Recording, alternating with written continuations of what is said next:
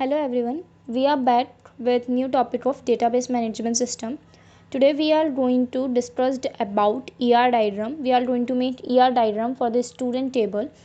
If you have any doubt in the previous videos, please comment down below. And you haven't watched my ER diagram explanation, mapping, cross product, all these videos, I pin the link in the description box. Go and check it out. Please subscribe to my channel and press the bell icon so you can get more interesting videos and clear your concept. Please like and share more and more to your friends. So now let's start the topic. We are going to convert our ER diagram.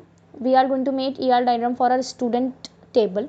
So इसमें हमें पता है कि हम जो relation होता है उसे शो करते हैं with the help of diamond, entities को बताते हैं with the help of rectangle. तो हम बताते हैं एक स्टूडेंट के अंदर क्या बना सकते हैं हम. उसका स्टूडेंट होगा पहले तो, देन उसके कोर्सेज होंगे, देन उसको जो फैकल्टी पढ़ाती है वो होगी, देन उसके क्या होंगे सब्जेक्ट. तो ये चार मेन क्या है हमारे पास एंटिटीज़ होगी हमारी. So now let's make our ER diagram. First we have our student. Student क्या हो गया हमारी एक एंटिटी हो गई. स्टूडेंट के अंदर क्या हो सकती है, उसकी स्टूडेंट आईडी हो सकती है, उसका फर्स्ट नेम हो सकता है, उसका लास्ट नेम हो सकता है, उसका एड्रेस हो सकता है. ये सारे डाटा हमारे किसके हो सकते हैं, स्टूडेंट के. तो हमने बनाई स्टूडेंट एंटिटी है तो रेक्टेंगल प्लॉट में, देन उसमें हो सकता है student ID, first name, last name and then its address. Then उसमें हम रिलेशन को शो कर रहे हैं किसकी हेल्प से, डायमंड बॉक्स की हेल्प से. स्टूडेंट्स के पास क्या होगा, कोई ना कोई कोर्स होगा. बहुत सारे स्टूडेंट्स के पास बहुत सारे कोर्स हो सकते हैं, इसलिए हमने क्या बताया, मैनी टू मैनी. एक को हम एम भी ले सकते हैं. ये किसका रिलेशन है, मैनी टू मैनी का. बहुत सारे स्टूडेंट्स के पास बहुत सारे कोर्सेज हो सकते हैं.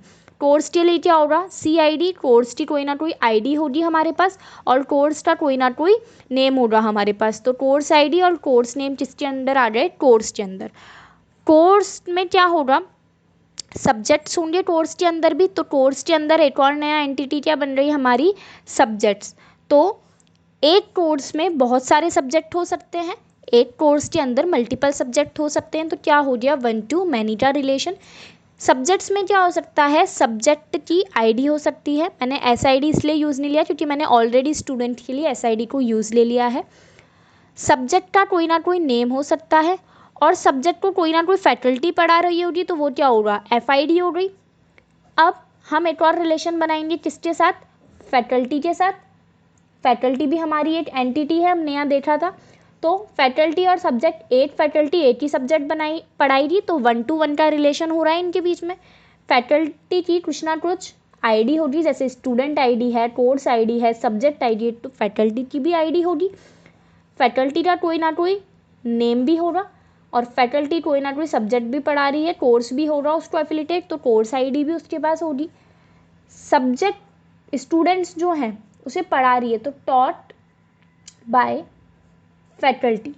तो बहुत सारे स्टूडेंट को बहुत सारी फैकल्टी पढ़ा सकती है. मल्टीपल सब्जेक्ट्स होते हैं तो मल्टीपल फैकल्टी पढ़ाएगी मल्टीपल स्टूडेंट्स को.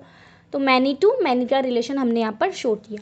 हमने देखे थे एंटिटी हमारे पास चार है. स्टूडेंट हमने यूज़ ले ली, कोर्स यूज़ ले ली, फैकल्टी यूज़ ले ली, सब्जेक्ट यूज़ ले ली. स्टूडेंट के अंदर उसकी student ID, first name, last name, address हो सकता है. कोर्स में कोर्स आईडी, कोर्स नेम हो सकता है.